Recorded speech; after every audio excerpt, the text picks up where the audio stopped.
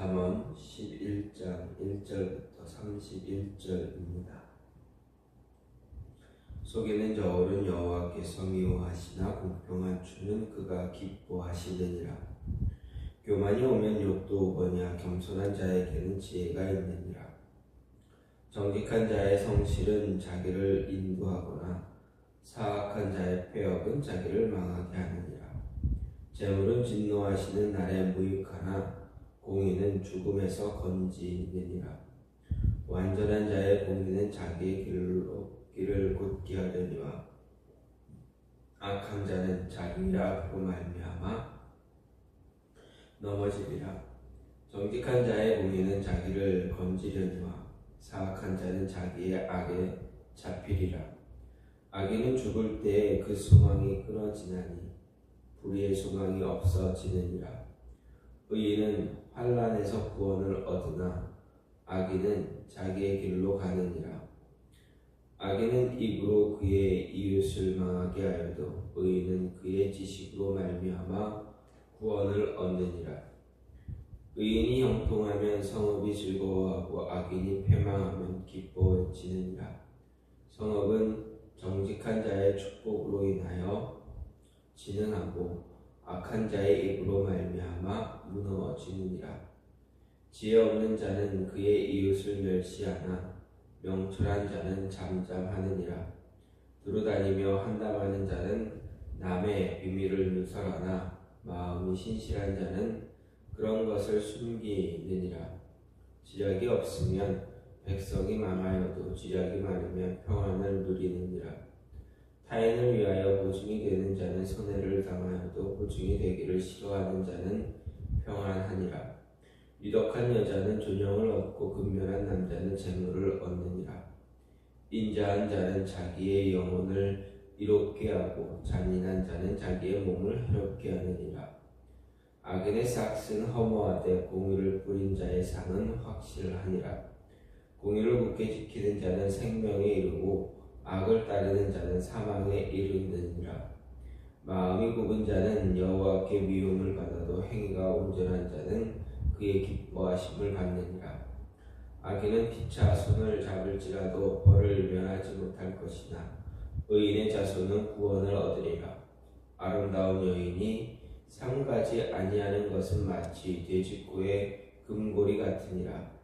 의인의 소원은 오직 선하나 악인의 소망은 진노를 이루느니라. 흩어 부재하여도 더욱 부하게 되는 일이 있나니 과도히 아껴도 가난하게 될 뿐이니라. 부재를 좋아하는 자는 풍족하여질 것이요 남을 윤택하게 하는 자는 자기도 윤택하여지리라. 곡식을 내놓지 아니하는 자는 백성에게 저주를 받을 것이나 파는 자는 그의 머리에 복이 임하리라.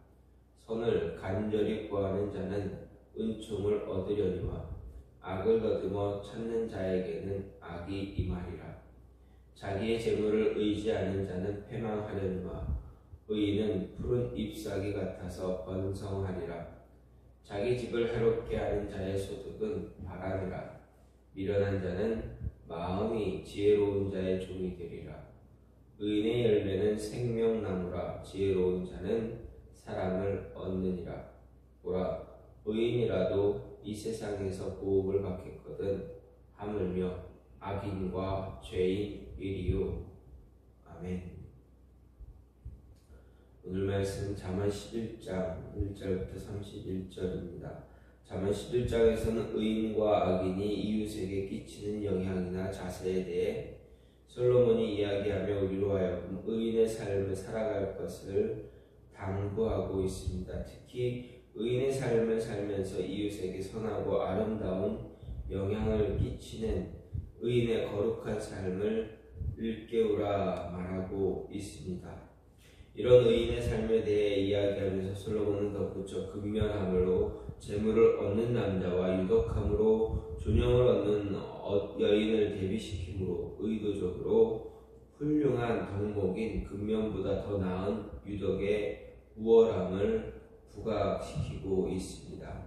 이렇게 하나의 교훈에 관한 반복과 집중적인 강조는 이를 간과해서는 안 된다는 것과 그것을 아무리 강조해도 지나침이 없다는 의미를 동시에 전달해 주고 있습니다.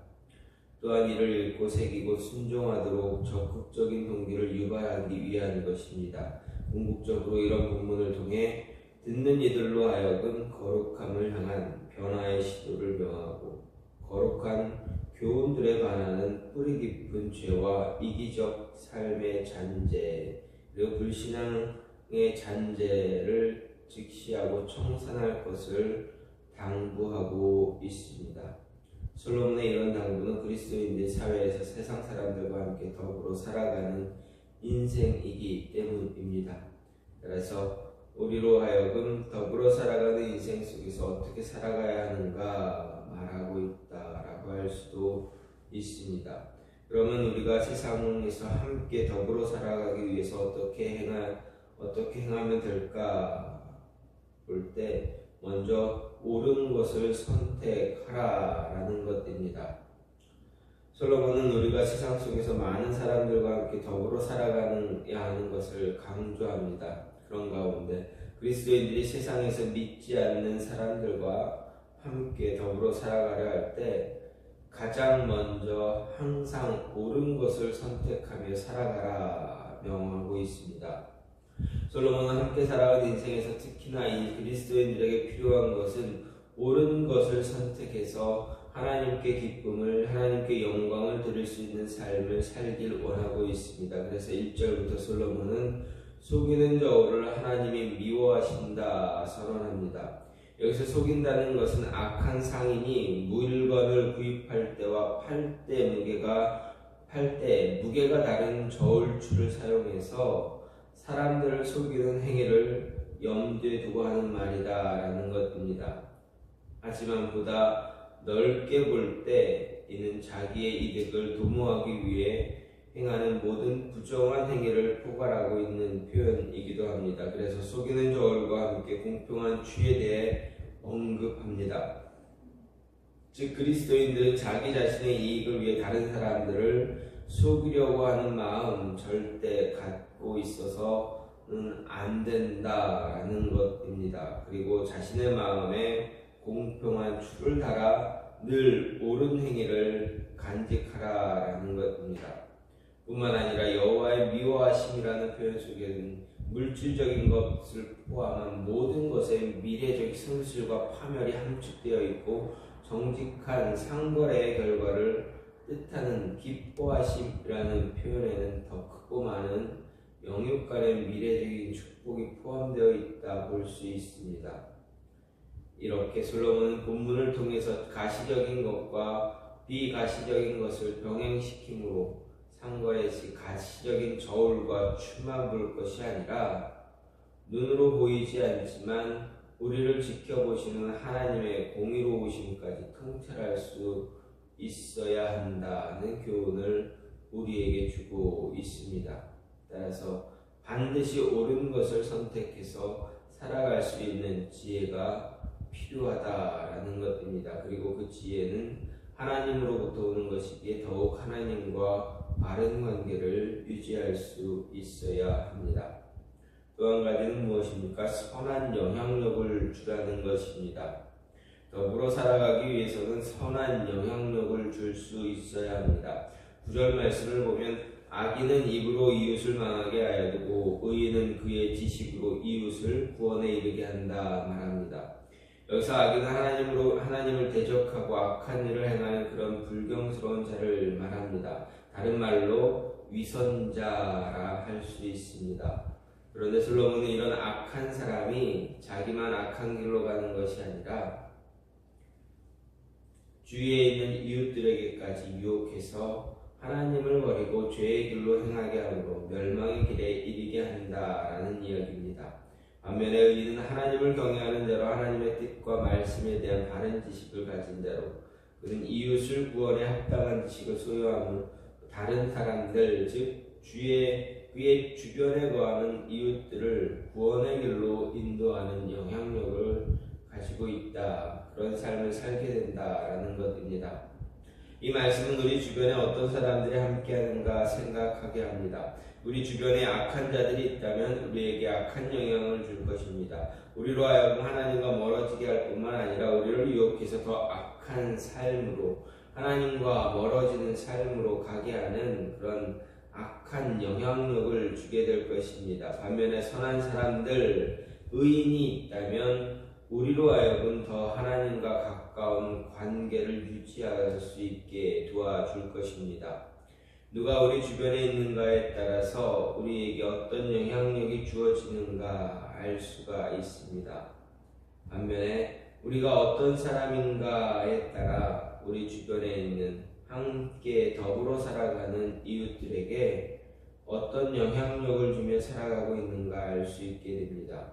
또 내 주변에 함께 더불어 살아가는 사람들이 선한 길을 걸어가고 있다면 우리는 그들에게 선한 영향력을 주고 있다라는 것이 증명이 됩니다. 또 12절에서도 솔로몬은 지혜 없는 자와 명철한 자를 대조하면서 우리로 하여금 어떤 사람이 되길 원하는가 선택하라 이야기하고, 13절에서 지혜로운 자는 다른 사람의 비밀을 말하지 않지만 지혜 없는 사람은 다른 사람의 비밀을 쉽게 말함으로 더불어 살아갈 때 많은 문제가 일어나게 된다라는 것입니다. 또한 이렇게 지혜 없는 자는 말을 함부로 함으로 인해서 이웃들을 업신여기거나 낮추어 보는 것으로 인해서 그들을 멸시하는 행동을 서슴지 않고 행하게 됩니다. 솔로몬은 자신이 아무리 우월하고 뛰어난 자질을 가졌다 할지라도 나보다 부족하고 못한 사람들에 대해 업신여기거나 무시하는 자들을 지혜 없고 어리석은 자라고 이야기하면서, 이런 어리석은 자의 주변 사람들에게 어리석은 자는 주변 사람들의 선한 영향력을 줄 수 없음을 반복적으로 이야기합니다. 반대로 지혜로운 사람은 자신의 입을 조심해서 다른 이들의 비밀을 누설하지 않고 이웃을 멸하는 말을 하지 않고 그들을 편안하게 대해 줍니다. 자신이 가지고 있는 지식이나 지혜를 통해서 주변 이웃을 더 세워주는 역할을 할 뿐 아니라 그들과 함께함으로 더 좋은 결과들을 만들어내기도 합니다. 선한 영향력을 끼침으로 인해 자신만이 아닌 주변의 이웃들도 더 발전할 수 있는 기회를 제공해 줄 수 있기 때문에 그렇습니다. 마지막으로 더불어 살기 위해서는 베푸는 인생 살아라 말합니다. 24절, 25절 말씀을 보면 흩어 부재하여도 더욱 구하게 되는 일이 있나니 과도히 아껴도 가난하게 될 뿐이니라. 구제를 좋아하는 자는 풍족하여질 것이요 남은 윤택하게 하는 자는 윤택하여지리라 말합니다. 솔로몬의 이야기는 종말론적 관점에서 악인과 의인의 상반된 결과를 거듭 강조하고 있습니다. 다시 하나님의 백성으로 가져야 할 또 다른 덕목인 구제와 긍휼에 대해 말하고 있습니다. 여기서 솔로몬은 세상 사람들이 가지는 일반적인 상식을 뛰어넘는 전혀 뜻밖의 사실을 말합니다. 자신의 소유를 흩어 부지하면 더 부하게 되지만 과도히 아끼면 가난하게 될 뿐 아니라 될 뿐이다라고 말하는 것입니다. 생각해 보십시오. 부자의 첫째 되는 덕목은 근검과 절약입니다. 스스로 땀 흘려 부자가 된 사람은 결코 예외 없이 근검절약이라는 성품을 가집니다. 그런데 솔로몬은 오히려 과도히 아끼면 더 가난하게 된다 말합니다. 여기서 과도히라는 말을 살펴볼 때 부정하게 불법적으로라는 말을 그런 뜻이 표현되어져 있습니다. 이렇게 볼 때 오늘 말씀에서 과도히 아껴도라는 표현은 불법적으로 재산을 모으는 것을 이야기합니다. 즉 이 말씀은 불법적으로 모든 재산을 지칭하는 것이다 할 수 있습니다. 하지만 한 걸음 더 나아가 긍휼을 베풀지 않고 구제하지 않으며 이기심과 탐욕으로 쌓은 재물은 그 자체가 악한 것이다 지적하는 것입니다. 솔로몬은 이처럼 구제와 긍휼을 베풀지 않는 자, 그가 지닌 모든 부함은 결국 그 자신의 것이 되지 못하고 모두 날아가 버리고 만다라는 것, 그리고 오히려 주신 재물을 흩어 구제하고 자신의 것을 희생하는 인생은 하나님의 축복을 통해 더 부하게 된다라는 것을 이야기해 줍니다. 솔로몬은 이를 통해 구제는 그 자체가 하나님의 명령이고 물질의 축복을 받은 자라면 누구도 외면하거나 거절해서는 안 될 의무이자 책임이다라고 말하는 것입니다. 뿐만 아니라 성경은 다른 곳에서도 구제의 중요성을 언급합니다. 야고보 사도는 참 경건의 의미를 잃어버리고 살아가는 그리스도인들을 향해서 하나님 아버지 앞에서 정결하고 더러움이 없는 경건은 곧 고아와 과부를 그 환난 중에 돌아보고 또 자기를 지켜 세속에 물들지 아니하는 이것이다 라고 분명하게 말했습니다. 즉 자신의 내면을 가꾸는 것만큼 고아와 과부를 그 환난 중에서 돌아보는 구제와 긍휼이 성도의 경건을 규정하는 중요한 요소다라고 강조하고 있는 것입니다. 하나님으로부터 물질의 축복을 받았다면 그리스도인들은 구제와 긍휼의 의무와 책임 또한 함께 주셨다는 것, 그것을 기억해야 합니다. 풍부한 처지가 아니더라도 정성껏 모아 나보다 가난한 이웃을 구제하고 나누는 것이 바로 그리스도인이 된 우리가 해야 할 의무이고 책임이다라는 것입니다. 왜냐하면 하나님은 우리가 세상에서 고립되어 살아가는 것 원치 않으시기 때문에 그렇습니다. 하나님이 원하시고 기뻐하시는 우리의 삶의 모습은 언제나 더불어 살아가는 삶입니다. 더불어 살아가는 삶을 살기 위해서 우리가 가져야 할 모습, 바로 베푸는 인생이다라는 것 잊지 마시기 바랍니다. 솔로몬은 오늘 말씀을 통해서 그리스도인이 세상과 더불어 살아갈 때 필요한 덕목에 대해서 이야기하고 있습니다. 무엇입니까? 베푸는 인생을 살아야 한다라는 것입니다. 선한 영향력을 주어야 한다는 말입니다. 그리고 항상 옳은 것을 선택해야 한다라는 것입니다. 그리스도인이라면 옳은 것을 선택함으로 인해서 선한 영향력을 주고 선한 영향력을 줌으로 인해서 서로 베풀어 가며 베푸는 인생을 삶으로 인해서 함께 더불어